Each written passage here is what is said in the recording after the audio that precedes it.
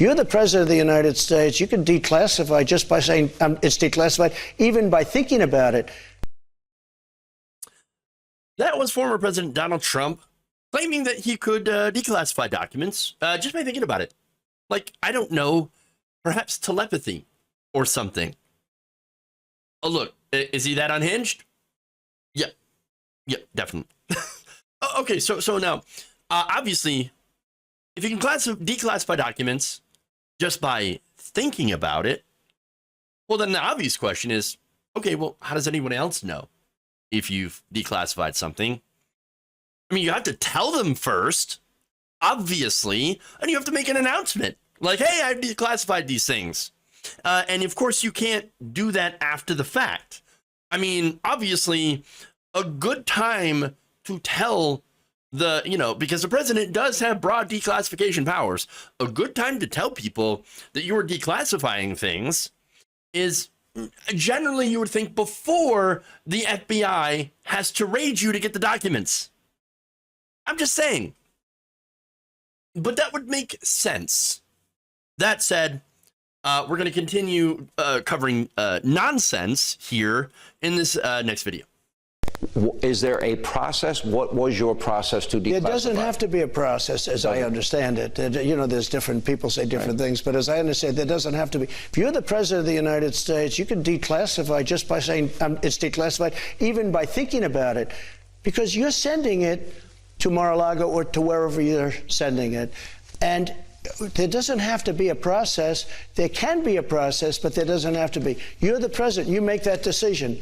So when you send it, it's declassified. I declassified everything. All right. So I declassified everything. Oh, okay. So now look, is he right that, again, the president can declassify things? Yes, he is. Again, as I mentioned, broad declassification powers. But there's still like a informal protocol you might want to go through. And there's a reason for that. For example, some of the human intelligence reports, which concerns, sources such as informants or spies that might still be in use.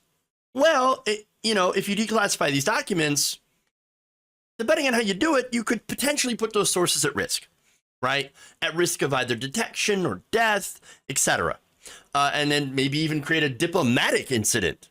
Now, you don't want to do that. So now if you're going to declassify something, you would want to, inform the relevant agency that, hey, look, we're gonna declassify this source of information, or this information that came from one of your sources. Say it be, say it's like the CIA or FBI, etc. And that now that we are declassifying it, your source will be at risk. So please, make the necessary preparations, right? Because you don't want that information traced back to the source if it's a source that you're still actively using. Okay, so understand that is why there is that informal process to protect your intelligence gathering, resources, right? And don't create a mess. That said, we're talking about Donald Trump, okay? And so it's not human intelligence. There's no intelligence there. He doesn't care about our intelligence sources. Doesn't care about. Obviously, he thinks the FBI and all that is like, well, it's the deep state. We have the deep state here, and full, Alex Jones nonsense about what he actually believes the government is. And so he doesn't care about our informants. He doesn't care about diplomacy, or he doesn't care about any of the messes that declassification could potentially have, because he doesn't think. He doesn't think about these things. Okay? No, his only concern is, they're mine. I'm going to take them to Mar-a-Lago. I want them because they belong to me.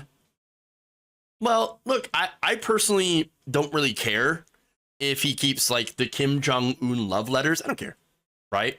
That's not what's at, stake here. No, we're talking about national security secrets here, okay? And again, potentially compromising intelligence sources, foreign intelligence sources specifically. Right. And so on that again makes me believe that he's not keeping these things as souvenirs. No. I personally believe, even though I have absolutely no evidence, this is my conspiracy theory, right? that he kept them so he could sell them and make a personal profit. Knowing Trump the way that I do, well, I mean, that seems like incredibly obvious. He doesn't care. He wants to make money at any cost. But again, I don't have any evidence. I don't have any proof of that. So I'm not going to say that that's a fact. I'm just saying that's what I believe. Okay. That said, when it comes to I declassified everything, well, there was no standing order to declassify the documents before he took them. The only time he claimed to have declassified documents was, when he was on his, favorite Truth Essential. favorite platform. Okay. And where he posted it. But again, that was when he was no longer president, no longer had any authority that was vested in the executive branch. And so, look, if there had been a standard order, then yes, there would be records of that. That's fine. Those records would have been produced along with the list of items that had been declassified. That would have been fair, okay? But there is no record. Posting it on True Social after the fact does not make it official. But again, the biggest issue here in this conversation with Hannity that was absolutely ignored, and of course I think that's by design, is the fact that none of the three criminal laws that were cited in the search warrant for Mar-a-Lago as the basis for the investigation depended on whether documents technically obtained classified information or contained classified information. Okay. These three laws are as follows. The first one is Espionage Act, which criminalizes the unauthorized retention or disclosure of information related to national defense that could be used to harm the United States or aid a foreign adversary. It's pretty obvious, right?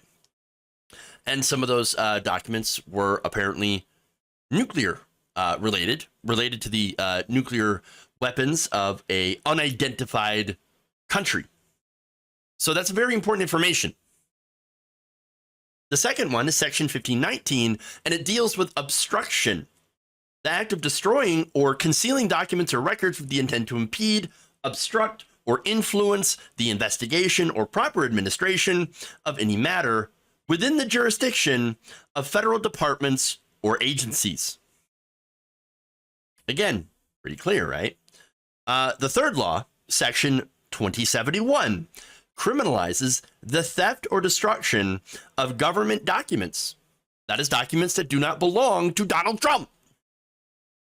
It makes that a crime punishable in part by up to 3 years in prison per offense for anyone with custody of any record or document from federal court or public office to willfully and unlawfully conceal, remove, mutilate, falsify, or destroy. So, look, these documents, many of them were not his.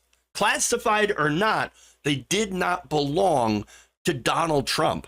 They were not his, which is why Trump's lawyers are not actually making the classified, not classified argument in court at all.